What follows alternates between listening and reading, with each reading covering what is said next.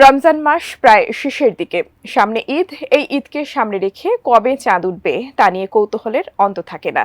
এবার ঈদের চাঁদ কবে উঠছে তা নিয়ে গবেষণা করলেন জ্যোতির্বিদরা। কবে উঠবে ঈদের চাঁদ, বিস্তারিত জানাচ্ছেন জান্নাতুন নাহার জেরি। ইসলামের প্রাণকেন্দ্র সৌদি আরব এবং কুয়েত সহ মধ্যপ্রাচ্যের দেশগুলোতে রোজা ২৯টি হবে এবং আগামী ৩০ মার্চ ঈদ উল ফিতরের প্রথম দিন হবে। কুয়েতের আল ওজাইরি বিজ্ঞান কেন্দ্র থেকে দেওয়া এক ঘোষণায় এ তথ্য জানানো হয়েছে। খবরটি আরব টাইমসে প্রকাশিত হয়। আল ওজাইরি বিজ্ঞান কেন্দ্র জানিয়েছে ২৯ মার্চ সৌদি আরব এবং কুয়েতের আকাশে চাঁদটি মাত্র ৮ মিনিট থাকবে। এতে সেখানে খালি চোখে চাঁদ দেখা কষ্টসাধ্য, কিন্তু অসম্ভব হবে না। সংস্থাটি বলছে আগামী ২৯ মার্চ শনিবার দুপুর ১টা ৫৭ মিনিটে ১৪৪৬ হিজরি সনের শাওয়াল মাসের চাঁদ উঠবে। কিন্তু দক্ষিণ পূর্ব এশিয়ার কিছু ইসলামিক দেশে সূর্যোদয়ের আগেই চাঁদটি অস্ত যাবে। জ্যোতির্বিজ্ঞানীদের সূক্ষ্ম গবেষণা ও হিসাব নিকাশ থেকে এ তথ্য পাওয়া গেছে বলে জানিয়েছে কুয়েতের এই বিজ্ঞান কেন্দ্রটি।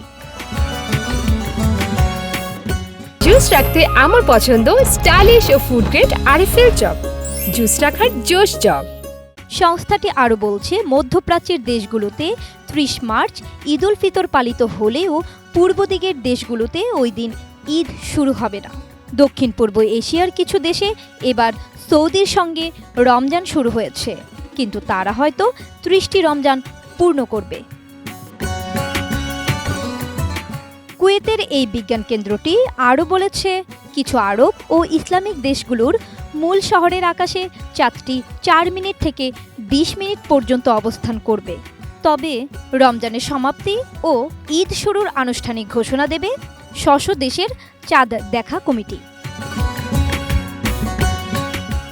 এর আগে অবশ্য সংযুক্ত আরব আমিরাতের দুবাই জ্যোতির্বিদ্যা গ্রুপ জানিয়েছিল এবার আরব আমিরাতে ৩০ মার্চ শাওয়াল মাসের চাঁদ দেখা যাবে আর ৩১ মার্চ পালিত হবে ঈদ উল ফিতর। তবে এখন কুয়েতের বিজ্ঞান কেন্দ্র থেকে অন্য তথ্য দেওয়া হলো।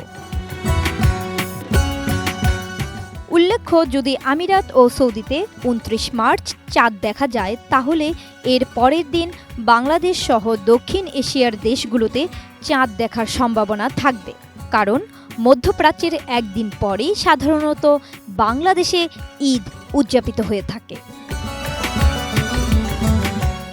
জান্নাতুন নাহার জেরি, এটিএন নিউজ।